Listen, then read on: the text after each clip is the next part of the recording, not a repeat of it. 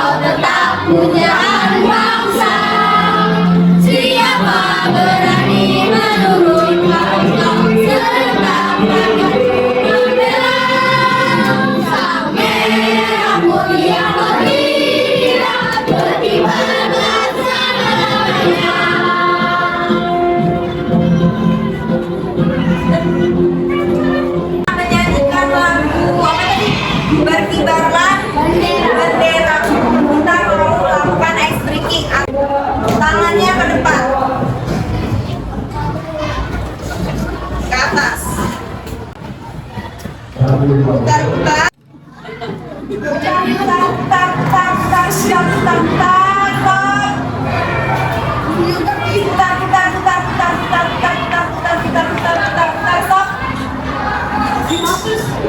Siapa?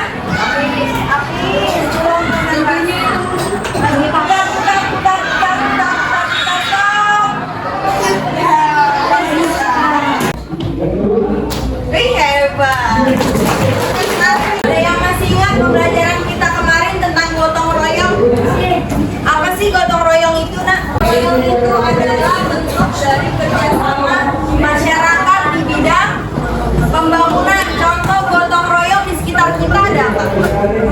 Ada Mutia Bakti di setiap Sabtu atau hari Minggu ya biasanya, kalau misalkan di lingkungan sekitar rumah kita lalu ada Sabtu Mas. Nah, lalu tanggung jawab, apa itu tanggung jawab?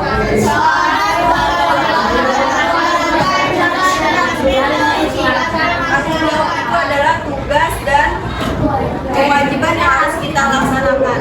Gotong royong itu termasuk dari tanggung jawab nggak? Iya, tanggung jawab. Gotong royong itu juga termasuk dari tanggung jawab. Yang mau maju ke depan untuk membacakan tujuan pembelajaran kita hari ini, Kenzi, boleh Kenzi?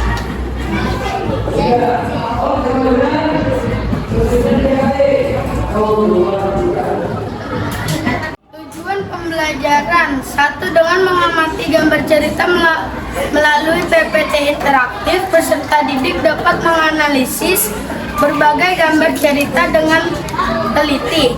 2. Dengan melakukan diskusi, peserta didik dapat menggambarkan mengembangkan gambar bercerita sesuai tema dengan benar. 3. Dengan mengamati PPT interaktif tentang interaksi manusia, peserta didik dapat mendiagnosis interaksi kepentingan kebutuhan masyarakat dengan tepat. berdiskusi tentang interaksi sosial peserta didik dapat mendesain pentingnya interaksi antar warga masyarakat terhadap pembangunan di segala bidang dengan tepat. Jadi hari ini kita akan belajar gambar, cerita, dan interaksi sosial.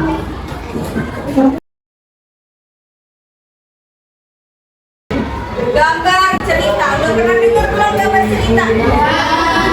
Nah, gambar cerita itu apa sih?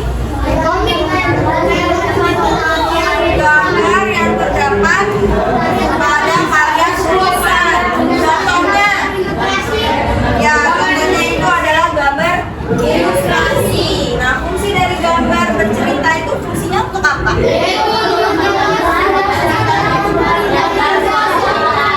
Adalah ragam dari gambar ilustrasi. Nah, ini juga ada contoh gambar cerita. Lihatnya dari mana? Dari sini. Di sini sedang gambar pertama bagaimana ceritanya? Bagaimana ceritanya? Sekarang adalah tugas gambar kerja peserta didik. Nanti seperti biasa, kegiatannya itu adalah kalian mengembangkan gambar cerita. Satu adegan gambar aja. Kalian gambar satu aja, buat satu adegan.